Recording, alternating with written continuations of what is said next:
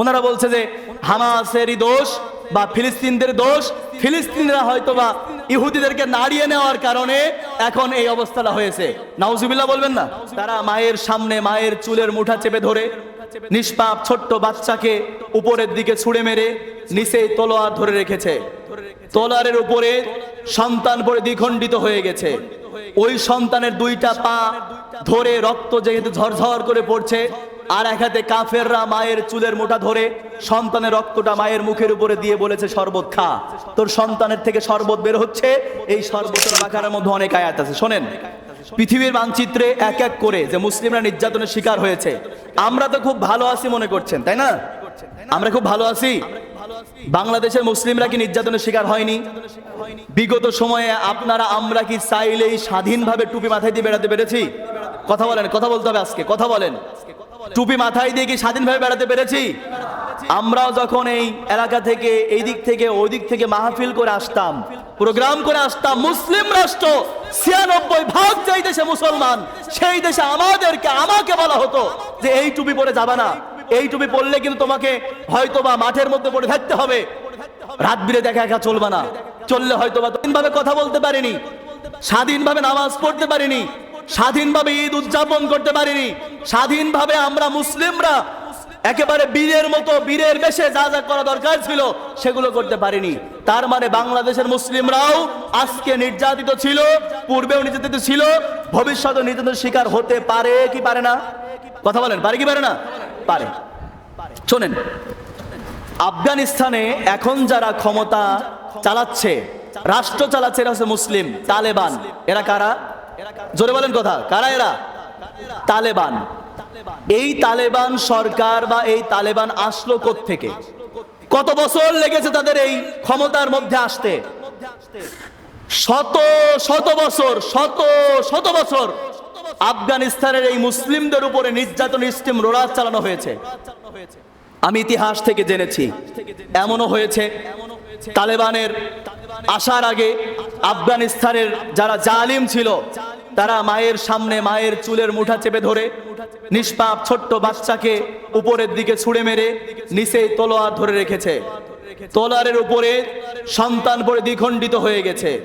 ওই সন্তানের দুইটা পা ধরে রক্ত যেহেতু ঝরঝর করে পড়ছে, আর এক হাতে কাফেররা মায়ের চুলের মুঠা ধরে সন্তানের রক্তটা মায়ের মুখের উপরে দিয়ে বলেছে শরবত খা, তোর সন্তানের থেকে শরবত বের হচ্ছে, এই শরবতটুকু খা।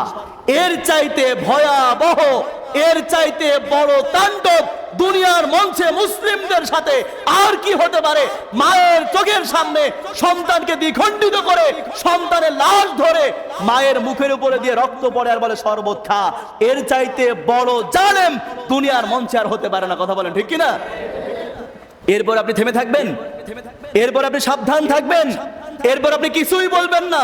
এরপর আপনার মনের ভিতরে একটু সাড়াও জাগবে না যে না রে, আজকে যদি ওই সন্তানের জায়গায় আমার সন্তান থাকতো? আজকে যে সন্তানগুলো নিষ্পাপে যেখানে বসে আছে, বাবার কোলে বসে আছে, এই সন্তান একটা ফুলের টুকা লাগলেও বাবারা আটকে ওঠে। আর আমাদেরই তো মুসলিম ভাইয়েরা, আমাদেরই তো মুসলিম বোনেরা, আমাদেরই তো মায়েরা, আমাদেরই তো মুসলিম সন্তানরা আজকে কাফেরদের হাতে খণ্ড বিখণ্ড হয়ে যাচ্ছে, ছিন্ন বিচ্ছিন্ন হয়ে যাচ্ছে, ছারখার হয়ে যাচ্ছে, একের পর এক নির্যাতনের শিকার হচ্ছে। দীর্ঘ ২০-৪০ বছর আফগানিদের সাথে যুদ্ধ হয়েছে, শুধুমাত্র আপনার তালেবানদের সাথেই দীর্ঘ ২০ বছর যুদ্ধ করেছে। সব যুদ্ধের দাতা বা উস্কানি দেওয়ার মালিক হচ্ছে আপনার এই আমেরিকা যুক্তরাষ্ট্র। এই সাদা চুলওয়ালা বিয়াদবের বাচ্চারা, এই ট্রাম্প বলেন, এরপরে আপনার যারা যারা পূর্বে ছিল সবাই, বারাক ওবামা বলেন বা যারা ছিল সবাই হচ্ছে মুসলিম বিদ্বেষী, মুসলিমদের বিরুদ্ধে। এখনো পর্যন্ত ট্রাম্প এসেই বলেছে ফিলিস্তিনের মুসলিমদেরকে নিধন করার জন্য যত শক্তি প্রয়োজন সব আমি দিয়ে দেবো। একবার জোরে বলবেন না নাউজুবিল্লাহ? তালেবানরা দীর্ঘ ২০ বছর যুদ্ধ করেছে। কত বছর? সবাই বলেন কত বছর? গুগল থেকে সার্চ দিয়ে বের করে নেবেন। ৪০ বছর যুদ্ধ হয়েছে, এর আগে তো আরো ছিল। এরপরে শুধুমাত্র তালেবানদের নেতৃত্বে ২০ বছর যুদ্ধ হয়েছে। যুদ্ধ হওয়ার পরে এই ২০২১ সালে ওরা বিজয়ী হয়েছে, মুসলিমরা বিজয় হয়েছে। বিজয়টা এমন ভাবে হয়েছে যে মুসলিমরা যখন যুদ্ধ করে বিজয় গ্রহণ করলো, ওই তালেবান ওই সময় আফগানের সরকার যে ছিল, দৌড়ে পালাতে গিয়ে নিজের জুতাটাও নিতে পারেনি, জুতা ছাড়া বা ওই আফগান থেকে দৌড় মারতে হয়েছে মুসলিমদের ভয়ে। একবার জোরে বলবেন না সুবহানাল্লাহ? মুসলিমের ইতিহাস কিন্তু এটাই। বাংলাদেশ কি এমনিতে আপনি মুসলিম রাষ্ট্র হয়ে গেল? শাহজালাল, শাহপরান, শাহ মাকদুম যারা এসেছেন বাংলাদেশে, তারা কি এমনিতে আপনার বাংলাদেশ আপনার ইসলামিক রাষ্ট্র করে ফেলেছে? শাহজালালের হাতে ছিল তরবারি, শাহপরানের হাতে ছিল তরবারি, হাজী শরীয়তুল্লাহর হাতে ছিল তরবারি, তিতুমিরের হাতে ছিল তরবারি। এরকম করে অসংখ্য অগণিত শাসন শোষণ যারা শাসন করেছে, শাসন কার্য পরিচালনা করেছে, তারা তরবারির মাধ্যমেই আজকে আমাদের এই শান্ত শিষ্ট মুসলিম রাষ্ট্র উপহার দিয়েছে। একবার জোরে বলুন সুবহানাল্লাহ। শাহজালালের আগমনে ওই যে পিছনের দরজাতে পালিয়ে গিয়েছিল গৌর গোবিন্দ, জানেন না ইতিহাসগুলো? শাহজালাল যখন তরবারি নিয়ে এগিয়ে গিয়েছিল, বেধর্মীরা কিন্তু সব আপনি মনে রাখবেন, বেধর্মীরা সবচাইতে বেশি ভয় পায় নারায়ে তাকবীর আল্লাহু আকবারকে। কাকে ভয় পায়? নারায়ে তাকবীর আল্লাহু আকবার স্লোগান দিলে ওদের দিল একেবারে পাকিস্তানের মতো হয়ে যায়। মুসলিমদের সারা জীবন ইতিহাস খুঁজবেন, সেই আমাদের রাসূল সাল্লাল্লাহু আলাইহি সাল্লাম থেকে শুরু করে আজ পর্যন্ত কোন মুসলিমদের বিশাল তরবারি ছিল না, বিশাল আপনার কামান বুলেট অনেক কিছু ছিল না। এমনও হয়েছে মুসলিমরা তো যুদ্ধের ময়দানে, ওই বদরের ময়দানে খেজুরের ডেগো দিয়ে, খেজুরের আপনার ডাল দিয়ে ঘোড়ার পায়ে আঘাত করে দ্বিখণ্ডিত করে ফেলেছে। আবু জাহেলকে মারার জন্য মাত্র 13 বছরের দুইটা যুবক ছেলে যথেষ্ট হয়ে গেছে। আবু জাহেলের মতো সন্ত্রাসীকে মারতে মাত্র 13-14 বছরের কিশোরেরাই আবু জাহেলকে দুনিয়ার থেকে বিদায় করে জাহান্নামে পাঠিয়ে দিয়েছে। একবার জোরে বলুন আল্লাহু আকবার। এটা মুসলিমদের ইতিহাস। আপনি এখনো বসে আছেন, ফিলিস্তিনের মুসলিমরা নিজের সন্তানদেরকে ঢাল হিসেবে দিয়ে দেয়, বলে যে আমার কলিজার টুকরা সন্তান, আমার এই সন্তান বুলেট মারতে পারবে না, আমার এই সন্তান বিস্ফোরণে বোমা বিস্ফোরণ করতে পারবে না, ইহুদিদের বিরুদ্ধে তরবারি ধরতে পারবে না, কিন্তু আমার এই সন্তান মুসলিমদেরকে বাঁচানোর জন্য অন্তত বুলেটের সামনে ঢাল হতে পারবে। আমার সন্তানকে আল্লাহর জন্য বিলীন করে দিলাম, আল্লাহর জন্য, আর কিছু না হোক ঢাল হিসেবে আমার সন্তানকে তোমরা ব্যবহার করো। একবার জোরে বলতে পারেন না সুবহানাল্লাহ? এটা হচ্ছে মুসলিম। আর আমরা শুধু তসবিহ নিয়ে পড়ে আছি, তসবিহ ছাড়া আমাদের চলার গতি নেই। তসবিহ টিপছি, নামাজ পড়ছি, কপাল কালো ফাটিয়ে ফেলছি। একবার যদি বলা হয় এ মুসলিমরা আছি খুব নির্যাতিত, একটু কিছু বল, এটা আহা কর, না ভাই কাউকে কিছু বলবো না, লা ইলাহা ইল্লাল্লাহ, ওই লা ইলাহা ইল্লাল্লাহ তোকে জাহান্নামে নিয়ে যাওয়ার জন্য যথেষ্ট হবে। কথা কি বুঝতে পেরেছেন? সারা পৃথিবীর মুসলিমরা আজকে নির্যাতিত, আর আপনি আরামসে ঘুমাচ্ছেন। যাদের মধ্যে ন্যূনতম মনুষ্যত্ব আছে, তাদের অন্তত পক্ষে বালিশে শুইলে এখন হয়তো বা ঘুম আসার কথা না, সে অবস্থা মুসলিমদের এই সারা বিশ্বের মধ্যে। গত কয়েকদিন আগে রাফাতে, ফিলিস্তিনের রাফাতে বোমা বিস্ফোরণ করে আপনারা কি দেখেছেন? পাখির মতো করে মানুষগুলো আসমানে উঠে যাচ্ছে। বোমা বিস্ফোরণে মুসলিমেরা বোমা বিস্ফোরণের আঘাতে, কাফেরদের বোমার আঘাতে আকাশের দিকে উঠে যাচ্ছে। 1,40,000 মুসলিমের বসবাস ছিল ওই রাফাতে। এক রাত্রের মধ্যে 1,40,000 মানুষের জনবসতি এলাকা জনশূন্য হয়ে গেছে, একটা মানুষ নেই ওখানে। 1,40,000 মুসলিমের রক্তে রঞ্জিত হয়েছে রাফা। এখনো পর্যন্ত নির্যাতনের পর নির্যাতন চলতেই আছে। ইহুদিরা আপনার সেই প্রথম থেকে এ পর্যন্ত যেভাবে আপনার তাণ্ডব চালাচ্ছে, কারোর মনের মধ্যে যেন এরকম কিছু না আসে। এক শ্রেণীর মানুষ এখন বের হয়েছে, আপনারা পেয়েছেন হয়তোবা অনলাইনে, যারা এরকম ঘুমটা মাথায় দিয়ে বিশাল হুজুর দাবি করে নিজেদেরকে, একেবারে সহি আকীদা, আমাদের সহি আকীদা। আরে মিয়া তোমার আকীদা সহি থাক, কিন্তু এখানে তো সহি থাকতে হবে। ওনারা বলছে যে হামাসেরই দোষ বা ফিলিস্তিনদের দোষ, ফিলিস্তিনরা হয়তোবা ইহুদিদেরকে নাড়িয়ে নেওয়ার কারণে এখন এই অবস্থাটা হয়েছে। নাউজুবিল্লাহ বলবেন না? এর চাইতে বর্বরতার কি হতে পারে? আমি আপনাদের একটু কিন্তু সংখ্যা বলছি। 2018 সালে যখন প্রথম যুদ্ধ হয় হামাসের সাথে এই ইসরায়েলিদের, তখন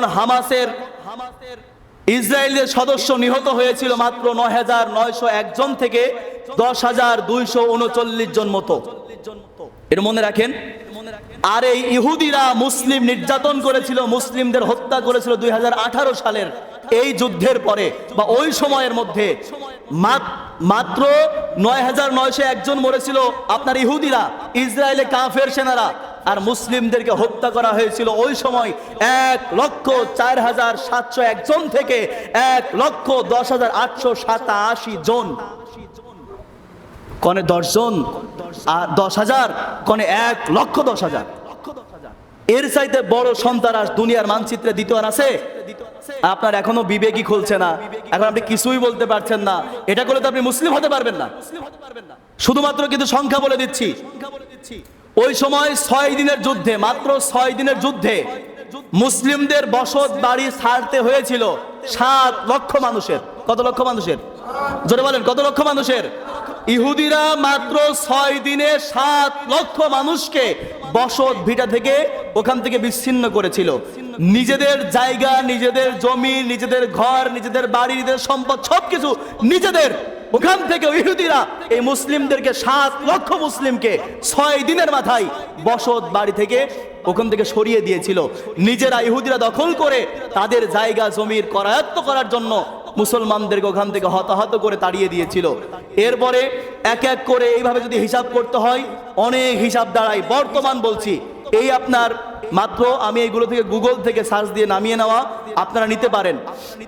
এই যে ২০ মার্চ ২০২৫, ২০ মার্চ পর্যন্ত এই যে ১,৪০,০০০ মারা গেল রাফাতে কয়েকদিন আগে, এখন তো এপ্রিল চলছে, ২০ মার্চ পর্যন্ত হিসাব বলছে গুগলের হিসাব। গুগল হিসাব দিয়েছে ২০ মার্চ ২০২৫ তারিখ পর্যন্ত গাজা যুদ্ধে কম পক্ষে ৬৩,৬১৭, ১৮, ১৯ অথবা ২০ অথবা ২১ জন ফিলিস্তিনি দুনিয়ার থেকে বিদায় নিয়েছেন, শহীদ হয়েছেন। আল্লাহু আকবার বলবেন না? ৬৩,৬১৭ থেকে ২১ জন পর্যন্ত দুনিয়ার থেকে বিদায় নিয়েছেন এই ২০ মার্চ পর্যন্ত, যে কয়দিন যুদ্ধ হচ্ছে এর মধ্যে। আর আপনি বলছেন ইসরায়েলরা কয়জন মারা গেছে? ইসরায়েলরা মারা গিয়েছে মাত্র ১৯৮৫ জন, কনে ৬৩,০০০ আর কনে ১৯০০ জন। আকাশ আর পাতাল। তার মানে মুসলিমদের উপরে সবচাইতে বর্বরতা, সবচাইতে নৃশংস হামলা চালাচ্ছে পৃথিবীর মানচিত্রে ইহুদির বাচ্চারা। কথা বলেন ঠিক কিনা? এখন আমাদের একটু সোচ্চার হতে হবে। আমরা যুদ্ধ করতে পারবো না, সেই ফিলিস্তিনে যেতেও পারবো না। তবে আপনারা শুনেছেন আমাদের অনলাইনে বড় বড় শায়েকরা স্ট্যাটাস দিয়েছে, শায়েক আহমদুল্লাহ, মিজানুর রহমান আজহারি সহ। تبختر ترجل بصوت